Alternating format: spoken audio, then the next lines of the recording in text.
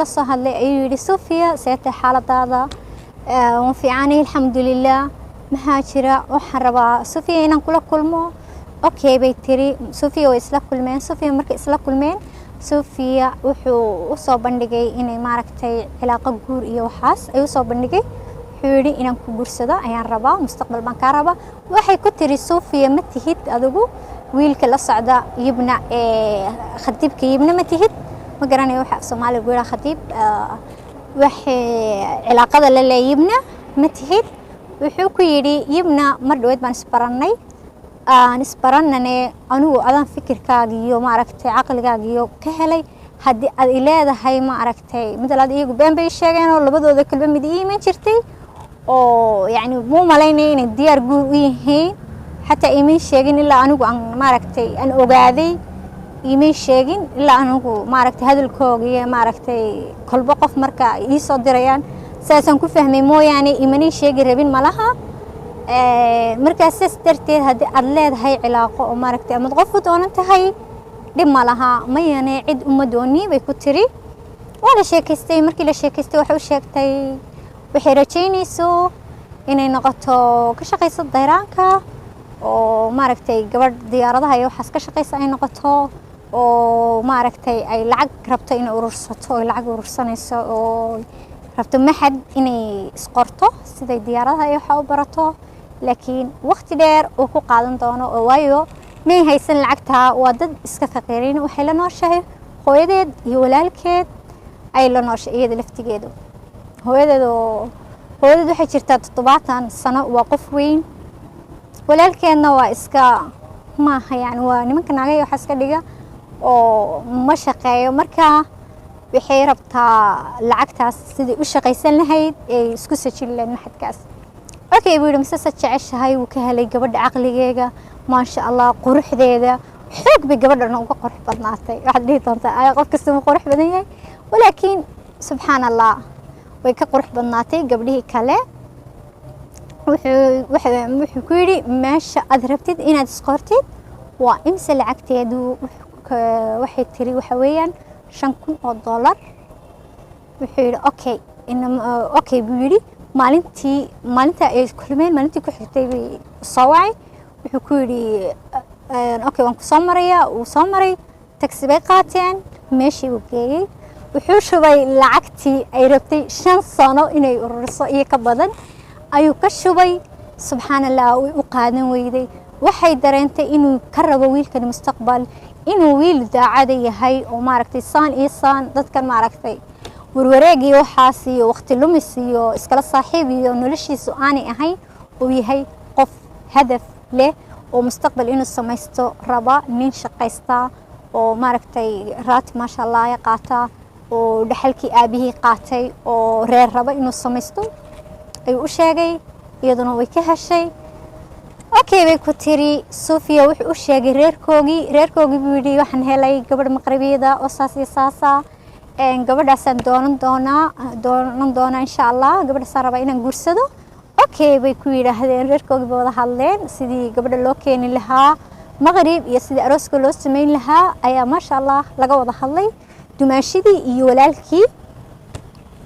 waxa dhacday Yibna masiibo laga hala galay dabcan Yibna waa sidii uga bixi lahaa masiibada laga hala galay waa inuu xal keeno Yibna meel kasta oo ay tagi jireen haday hudhaal tahay haday bad tahay meel kasta oo maaragtay meelaha dalxiiska oo wada tagi jireen meel kasta way ka raadisaa telefoonka way soo wacaysaa 24 saacadood telefoonka u soo diraysaa way raadinaysaa way daalisay wuxuu la hadlay Saami wuxuu yiri Yibna telefoon u dir waxaad ku tiraahdaa sheekadeeni intaasay ku xidhantay khalaas ilaahay khayr qaba adna hortaada ha dhigo aniguna waan helay nasiibkaygii nagu kala wad waxaad qaadanaysaa noo qaadatay waxa la hadlay Saami wuxuu ku yiri iwaran Yibna seeta xaaladaada Yibna markii waxay tiri seetiino xaaladiino maxaa dhacay maxamed maxay ka qaban waayo maxamed aawayo maxaa jiro wuxuu ku yiri idhageyso Yibna maxamed wuxuu isku diyaarinayaa guur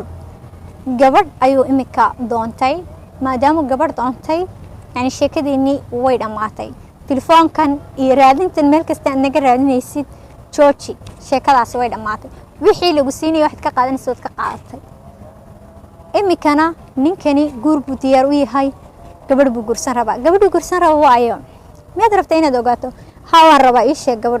gabadha wuxuu yidhi gabadhii aad bartay ee Sofia ayuu gursanayaa Sofia markii la yidhi Sofia gursanayaa wadnaha istaagay yibna masaasa ahaa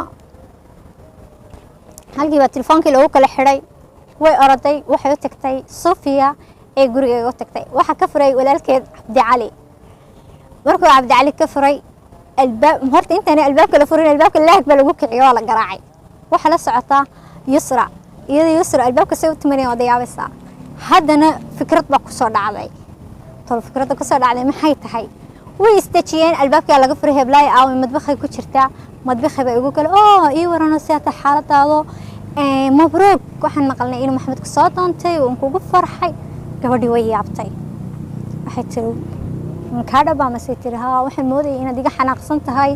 oo aad yani خلاص saaxiibtinimadeeni dhamaatay oo waji aan kugula kulmo waan laa waxaan ka qajilayay inaan isla kulano waxaan maxay ku dhihi doontaa baan isla may yiraahdeen dib ma aragdo mabruuq wax kasta waa nasiib Maxamed waa wiil fiican ma sha Allah waan kugu farxay naagahan wax kale wataan tolo maxaa ka dambeyn doona waan kugu farxay waxa soo dhawaatay xafladii Maxamed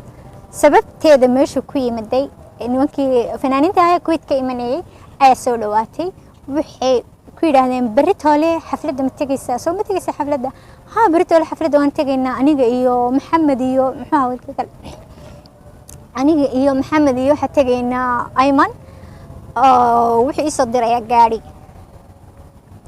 haa masaasa hay may hayu cid ku soo dirin kaalay aniga iyo walaashay iyo adiga ayaa israacayna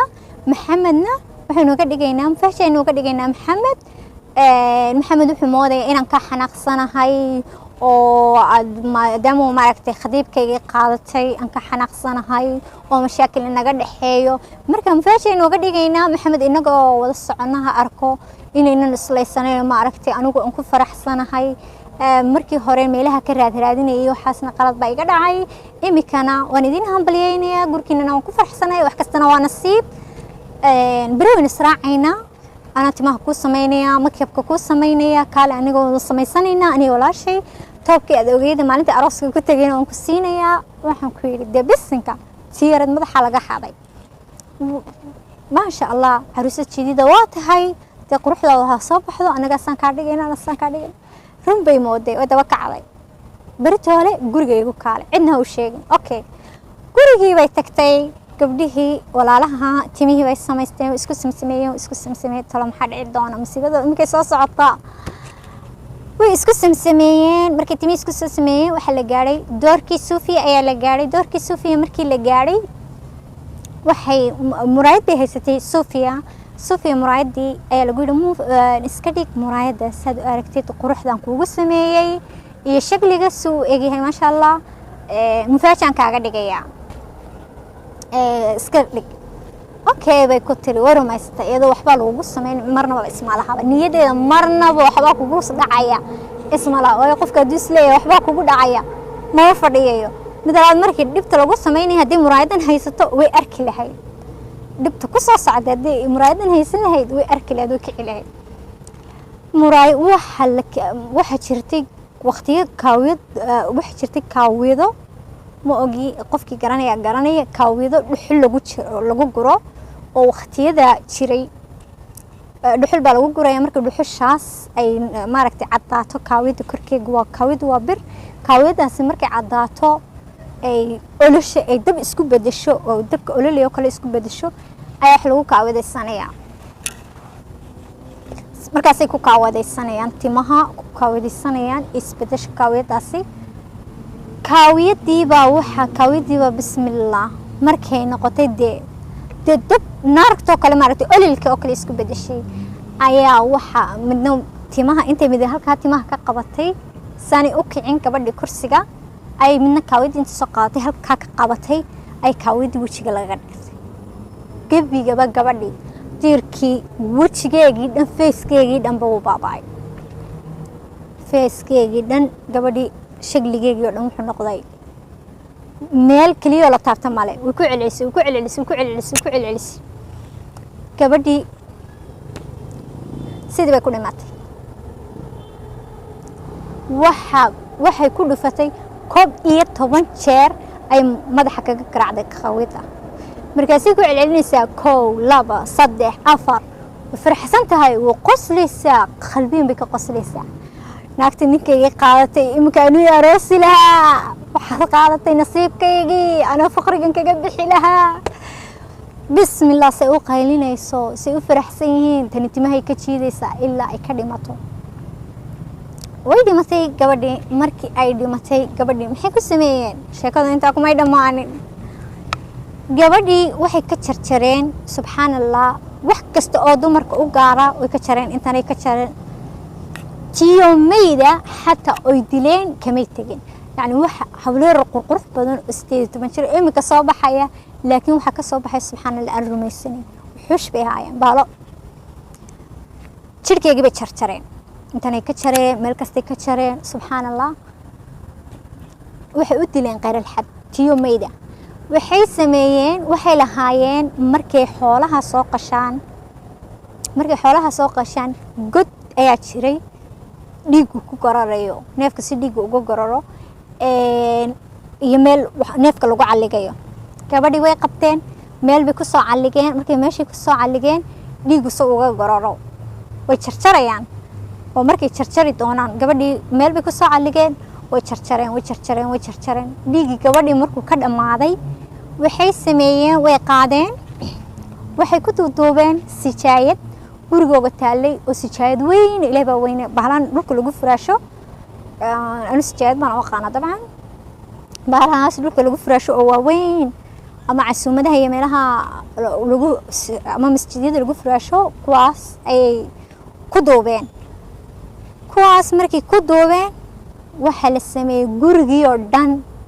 waxay ahayd naaga kaslaaniina oo waxba qaban oo meelaha isla wareegtooyino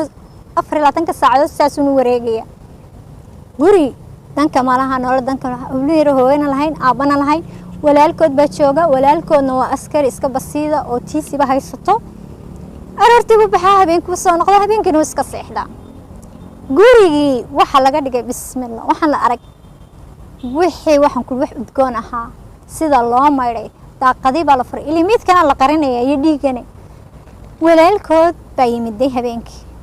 habeenkii markuu walaalkood yimiday wuxuu ka yaabay walaaladii oo weligood wax nadiifin say guriga ka dhigeen wuu yaabay wuu qaadan waayay wuu daalanaa qolkiisa iska galo iska seexday iyagii maxay sameeyeen tolo halkay ku maqan yihiin sheekadu inta kuma dhamaan naagii waxay sameeyeen xafladii oo inantan ay dileen Sofia gabadhan ay dilayaan ay tagaysay oo khadiibkeedu ka soo casuumay wiilkiis guursan doonaan ayaa inta la labistay oo sida la iska dhigtay sidii naaga aan waxba sameeynin ee xafladii la iska tagay maxamed hortiisa la soo fadhiistay